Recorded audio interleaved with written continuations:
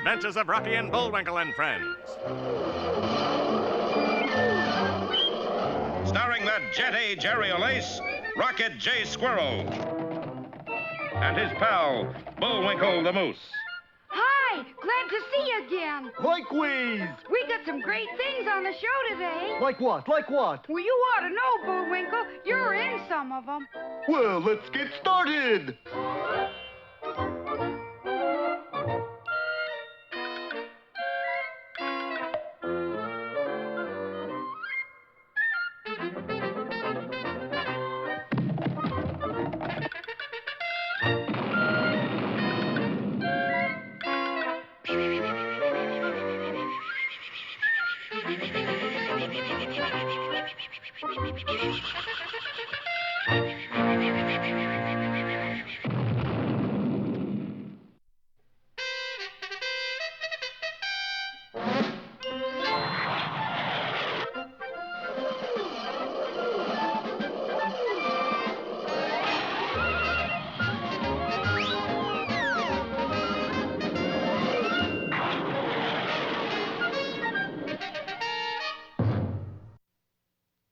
For many years, all the men who go down to the sea in ships, sailors, fishermen, garbage scow captains, have heard and repeated the story of the legendary Wailing Whale, Maybe Dick. Maybe Dick was supposed to be big enough to swallow a whole ship. Maybe. He could swim faster than any vessel in the sea. Maybe. And he had been seen by sailors whose reputations for sobriety were beyond reproach. Maybe. Yes, for centuries, Maybe Dick has been a shadowy terror for all seafaring men. Pretty exciting, eh, Rock? Oh, that's just an old wives' tale, Bullwinkle. Old wives with whiskers? I mean, it's just make-believe. Make-believe? Sure. There's no such thing as a wailing whale. Well, if you can't believe what you read in the comic books, what can you believe? Oh, Bullwinkle. It's enough to destroy a young moose's faith. Oh, come on. There just couldn't be such a thing. It'd sure make a good premise for a story, though. And it might at that, because at that moment, 3,000 miles away from Frostbite Falls, a Navy scout plane was flying over the Atlantic Ocean. Hey, Commander, there's a raft. A raft of what? A life raft down there. Sure enough, far below, a tiny figure was waving violently. A Navy vessel dashed to the rescue, and in a little while, the white-haired survivor was telling his story to a group of officers. It was terrible, terrible. Look what it's done to me. I'm a wreck. I think you survived pretty well for a man your age, sir. My age? I'm 22 years old. And the castaway told his horrifying story. It seems that just a few days ago, he had been the young, vigorous captain of a fishing boat. Then one afternoon, he suddenly heard a strange sound. Hey, Cap, what's that noise? What noise? That mournful wail. Maybe it's a mournful whale. But the captain had guessed far better than he knew, for at that moment, a huge shape hove into view. Cap, he's gonna swallow us. And as the frantic seaman leaped overboard, the gargantuan whale did swallow the entire boat in one bite. Or at any rate, that was the castaway's story. What do you think we ought to do, Commander Binnacle? I think we ought to give this story the same consideration we do to any new idea. Yes, sir. And so in a short time, the unfortunate castaway was safely ensconced in the Happy Hatch. But I tell you, there was a wailing whale. Why won't they believe me? Ha! They won't even believe me. And you know I never lie. Why? Who are you? George Washington. That might have been the end of the whole episode if it weren't that the next day, 3 more ships disappeared. Liners lost us whales. Maybe Dick strikes again. The Navy immediately sent out a fleet of destroyers. They disappeared without a trace. That did it. People by the thousands canceled their sailing plans. So did the ship's crews. The shipping industry was on the verge of ruin. Then that great shipping magnate, Pericles Parnassus, came up with his great idea. American people are loving fishing, right? Yes, sir. They will fishing for anything, right? Yes, sir. Then we offer it free boat and tackle to anyone who will fish for Maybe Dick. Come, sir. Do you think there's a nitwit anywhere in the world stupid enough to take you up on that offer? Gentlemen, as old philosopher once said, de gustibus non disputandum. What does that mean? There's a sucker born every minute. Of course, Pericles Parnassus published his fabulous fishing offer, and of course there was no one in the country stupid enough to take him up on such a harebrained scheme. Except... Oh, no. Will Rocky and Bullwinkle really try to go after Maybe Dick all by themselves? We'll find out next time in Vagabond Voyage or the Castoffs Castoff.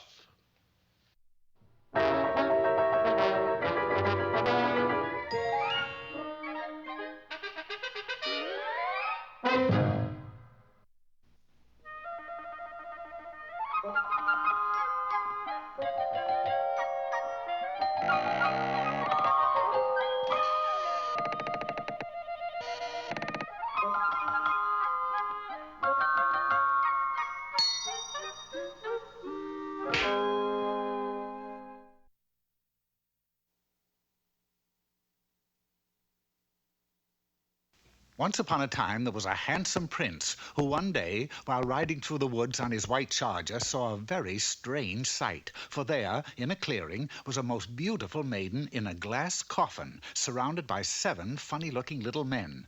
Dwarfs, I believe they're called. The prince quickly rode to the spot and kissed the beautiful maiden.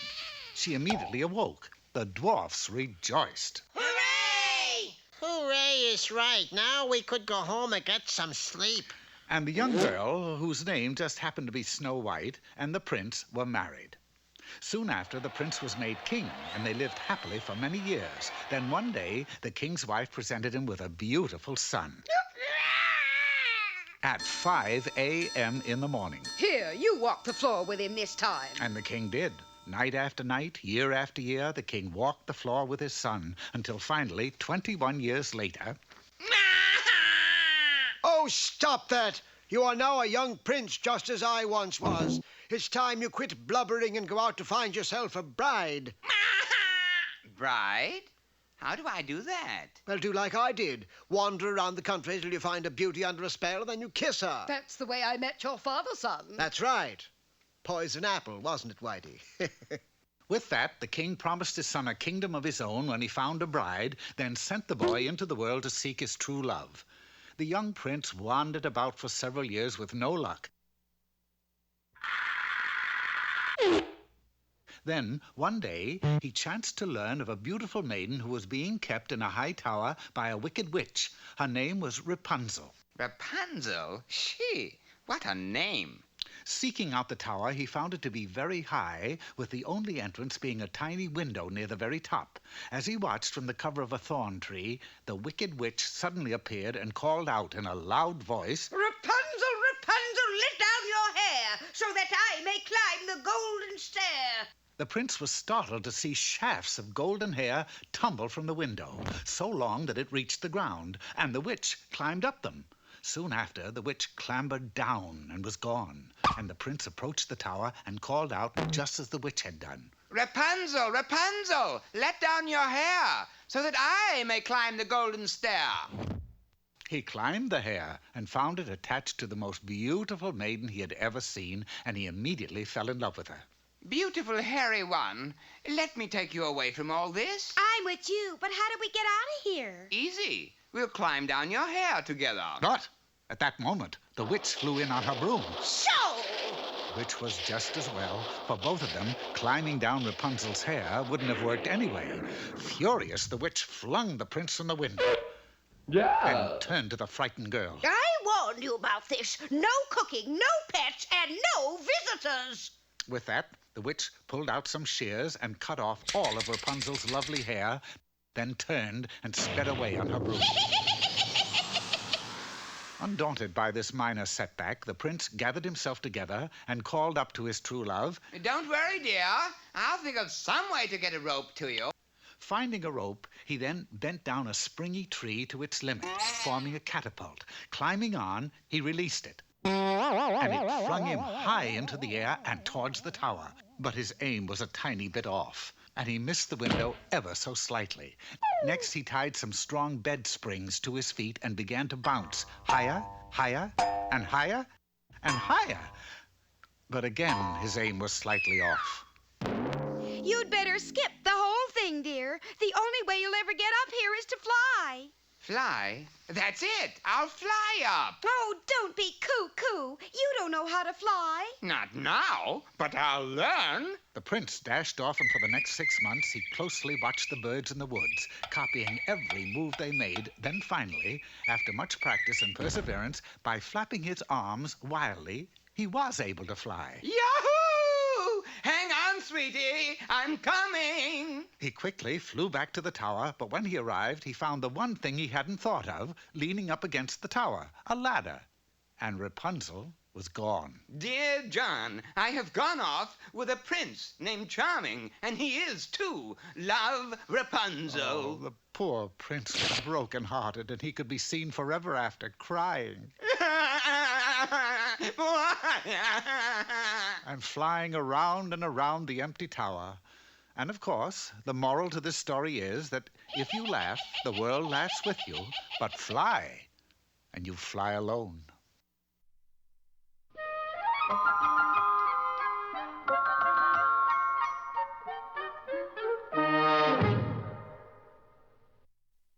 What's the matter, Bullwinkle?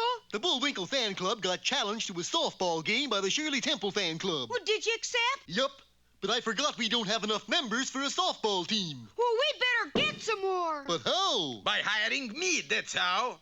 Who you? Jim Moransky, world's greatest publicity man. My card. Publicity? You sell it. And for first publicity stunt, you go over Niagara Falls in a barrel. Isn't this getting publicity the hard way? It's okay, kid. I don't mind a little work. Good luck.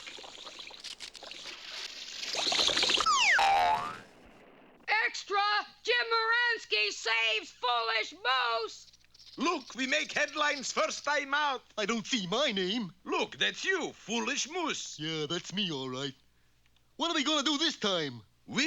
You're going to jump into Fireman's net down there. Nice crowd, huh, kid? I'm supposed to hit that teensy-weensy little net? That's the fireman's worry. You just got to jump. Rest is up to them. Well, I'll make it easier for them. How? I'm gonna get down and jump from the first floor. But... Stand back, I'm coming in. Jim Moransky coaxes moose off ledge! How come you get your name and picture in the papers and all I ever get is moose? And where's all the new members? Right here. You want to join the Bullwinkle fan club? No, we want to join the Moransky fan club. Sorry, kid. That's fan club biz.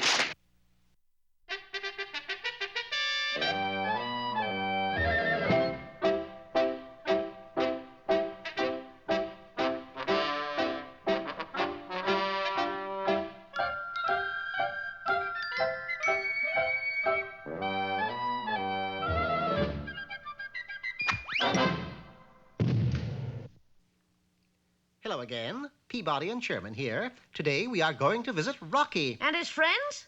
Mountains. Specifically an elevated summit of the Rocky Mountains, 14,134 feet high. What date shall I set the Wayback Machine for, Mr. Peabody? The year 1806, Sherman. The year the noted soldier and explorer General Zebulon Pike discovered Pike's Peak. The Wayback took us to the base of the Rockies where Pike's expedition was encamped. We arrived at a highly dramatic moment. You heard me. Climb down off those rocks or I'll start shooting. Look, General, we came with you to help discover Pike's Peak. The only thing we discovered so far is that you're a coward. Right. We've been here 6 months and you ain't climbed the Rockies yet. Don't get uppity with me. I said I'll climb and I'll climb. Yeah, but when? I'll climb tomorrow.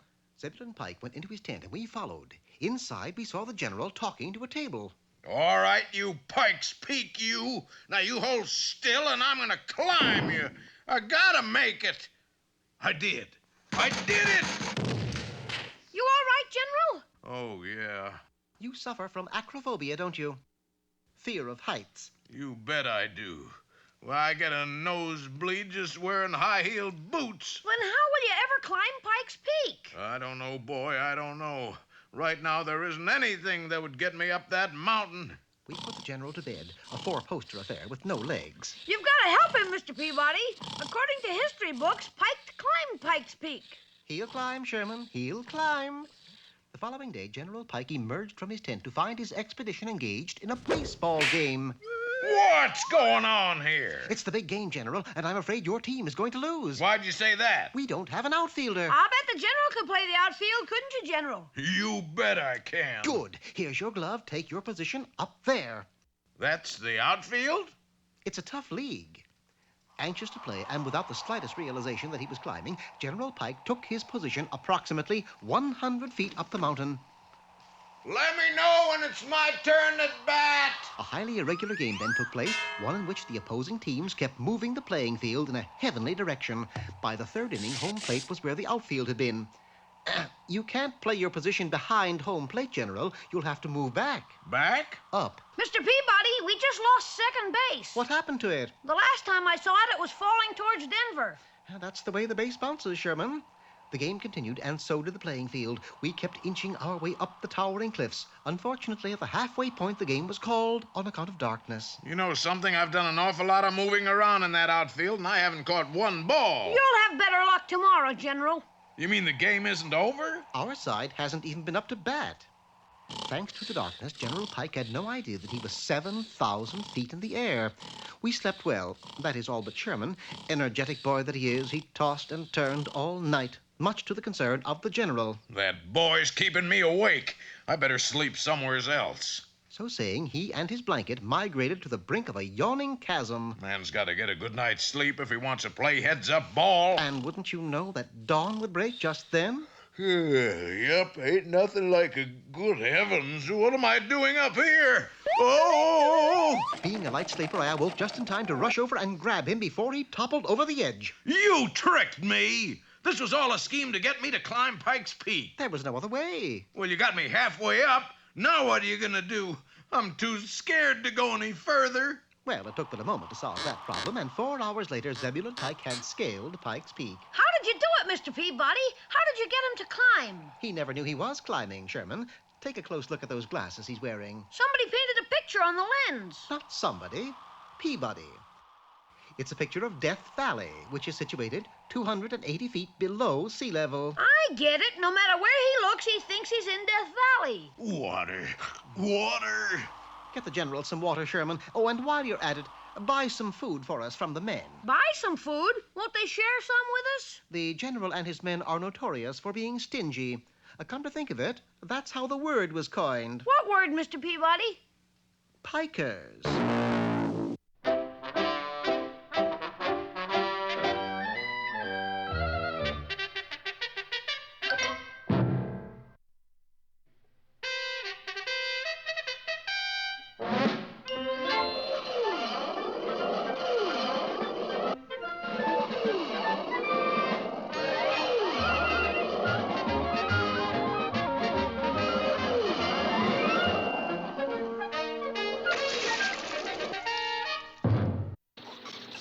Last time, you remember, the world shipping industry was being destroyed by that wailing whale, Moby Dick, who engulfed whole ocean liners in one big bite. A fleet of Navy destroyers was sent to destroy him, but disappeared without a trace, except... Of course, people canceled their sailing plans, crews deserted their ships, even the rats got off. Things looked very black. Everyone was worried. Not everyone. Who are you? I'm president of an airline. Boom!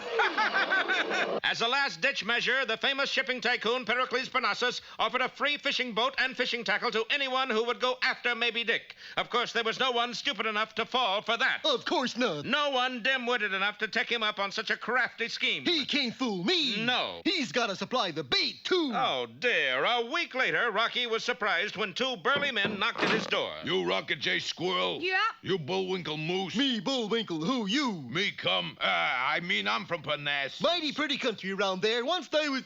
That's Pericles Parnassus. And this is Frostbite Falls, Minnesota. It's a dead standoff, all right. Oh, you gonna play it cozy, are you? They're chickening out, Benson. Who's chicken? Who's chicken? Then you will go fishing for Moby Dick, huh? You better tell your story to Mr. Parnassus, bud. Rocky. Rocky. And so a few days later, Rocky and Bullwinkle stood before the most powerful shipping magnate in the world. But you already signed the application. You got it to go. No, we don't got it to go. You got it to go. For a powerful magnet, you don't pick up things very fast. Look at it this way. It's for the good of your country. My country? It's for freedom of the seas. Freedom? For the little people everywhere. All them midgets, huh? It's for home and mother. Mother? Count me in. Well... Plus big reward. Sold! And in a little while, our heroes were aboard the good ship Athabasco. You feeling seasick, Bullwinkle? No, I always turn green this time of year. Well, if you think this is bad, Bullwinkle... Yeah? Just wait till we cast off. Goodbye, Rocky. Bye, Bullwinkle. I'll be seeing you. Who are you? I'm from the By the Wee funeral parlor. Say, who's the captain of this fishing boat, Mr. Parnassus? Well, Rockabye baby boy kid, you're in luck. We got a genuine retired ex-Navy captain to steer boats for you. I'd sure like to meet him. I don't was understood it. He should be up on the bridge right now. Maybe he's late. Well, good luck and don't worry. If anything goes wrong, you both got big insurance policies made out to me personally. Sure is nice of you to take such an interest, Mr. Parnassus. Well, what are friends for if you can't make a couple of bucks? You said it. Shake. But just as Bullwinkle took the tycoon's hand, the boat moved away from the dock. Uh-oh, we're underway. Having a good trip, dear Moose. Same to you, Mr. Parnassus. But I'm not going it anywhere. But he was, for when Bullwinkle let go of his hand, Pericles Parnassus dropped into the water. Quickly, Rocky seized a life preserver, zoomed through the air, and made a perfect ringer around the floundering man's head. You saved him, Rock. Not quite, for Pericles Parnassus refused to let go of his gloves and walking stick to take hold of the life preserver, and so disappeared from view. Stand back, stand back. I'll save him. But Bullwinkle! You're not the only hero on this show, you know. I'm the only one that can swim. Yeah, that's right. Well, it looks like a short trip after all. Be with us next time for Fear on the Pier, or What's Up, Doc?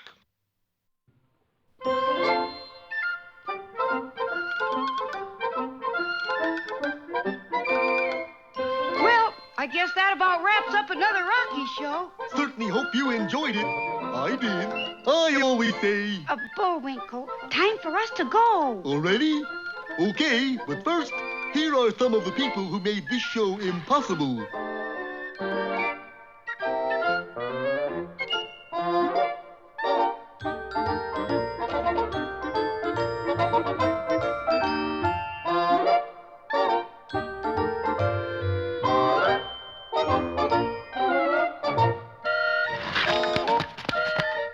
That's not all. My fingers get tired.